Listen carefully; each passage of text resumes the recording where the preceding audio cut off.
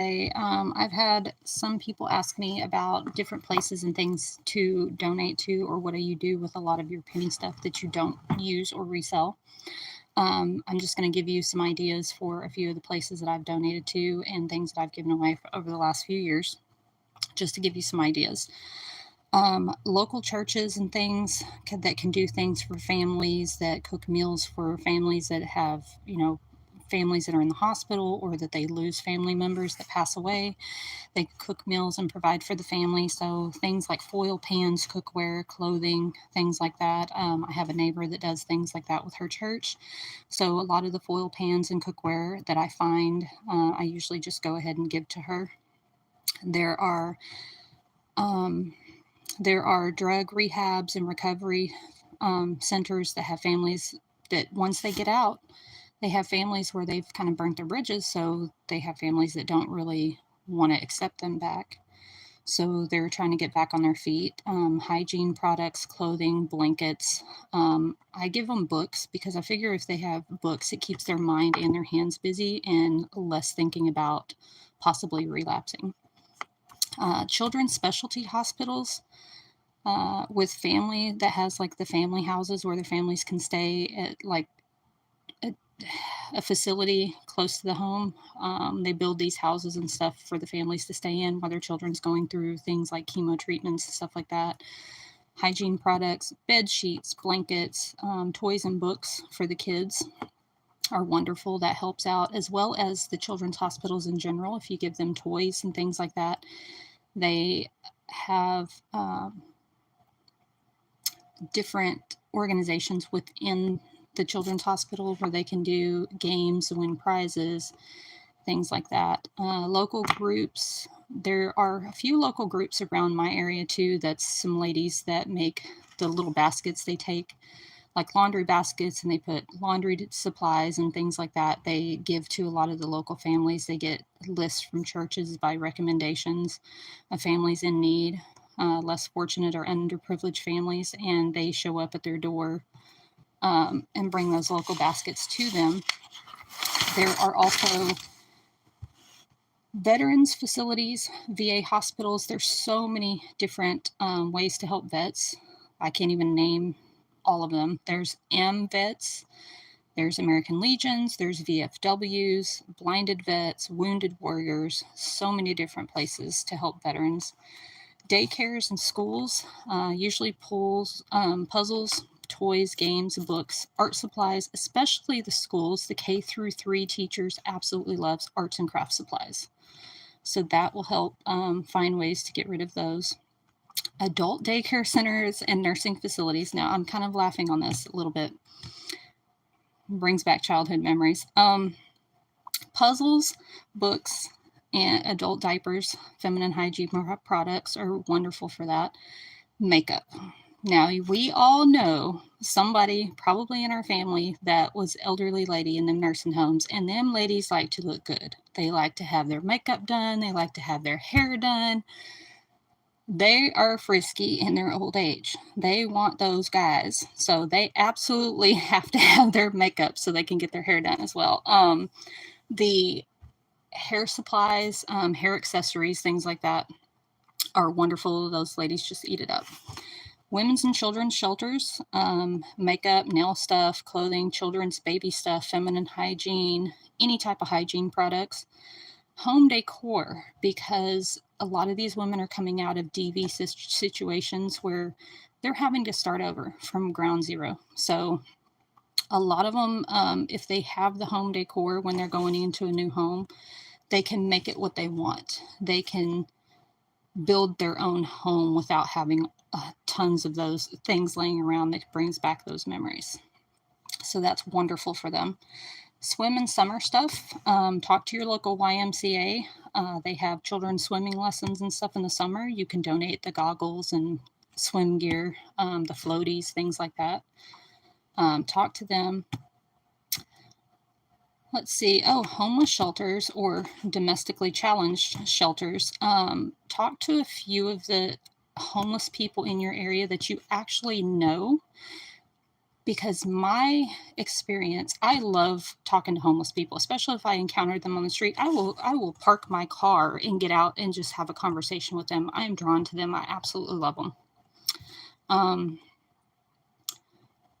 talk to them because I've had more than one occasion with them telling me, please don't give to the local shelters, because some of the volunteers that work in those shelters are not in it for helping people, they're in it for themselves. So a lot of them say that they see people pull up and drop off brand new items, brand new tubs full of clearance items and things.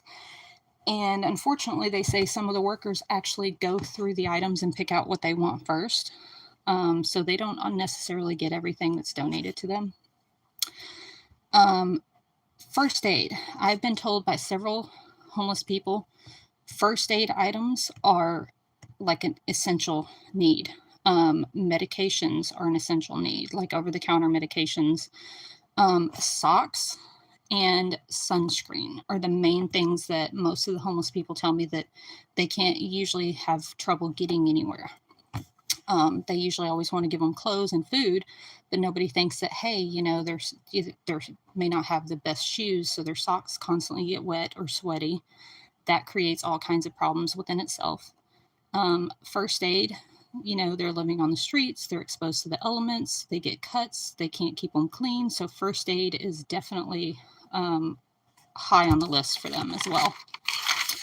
As far as giving to domestically challenged or homeless people, you need to check with your local city and county in your area, because there are certain ordinances and laws that make it illegal to help them. So make sure you know that ahead of time. You don't want to get yourself in trouble just trying to help somebody out from the kindness of your heart. So, some may require you to apply for, pay for, or obtain a vendor's license, or what they call a peddler's certificate or peddler's license, to be able to hand things out. Some will allow you to hand them from your vehicle as long as you keep the vehicle moving. You cannot park, like in our area, my son wanted to do stuff for the homeless a few years ago, so we made different bags. We made one that was a comfort bag. It had, he went to Joann's Fabrics. His family had donated to him. He went to Joann's Fabrics and bought a lot of fleece material and made them scarves. We had gloves, hats, socks, things like that for him to give out for Christmas. And then we had a snack bag, and it had Slim Jims and tuna fish and hot chocolate and things like that in it. And they told him that we could not park the car and have people come to us, because we would have to have a vendor's license. And my son, even only at the time, he was like 11, was told that he would be fined. He would have to pay a fine if he was caught. But they did tell us that he's more than welcome to do it. We just have to keep the vehicle moving. So we knew the main street in our city that a lot of the domestically challenged, frequent. So we loaded up the van. We had tubs of shoes and socks and clothes, underwear, snacks, things like that. And the comfort bags, we had just loads of it. My best friend and neighbor rode with us, and we had the greatest time just driving up and down the street and just handing things out and helping people. The amount of gratitude was absolutely amazing, touched our hearts. So just make sure that you know exactly the laws in your county.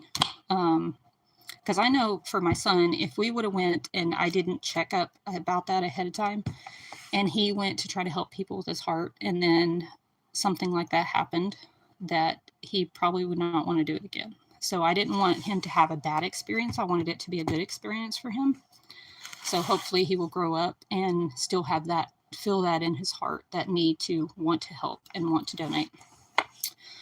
And that's pretty much all. Like I said, I've just had people asking, especially some of the managers and stuff around the stores, like, what do you do with all this stuff? And I'm like, well, I said, there's so many different places you can donate to that I've been donating to.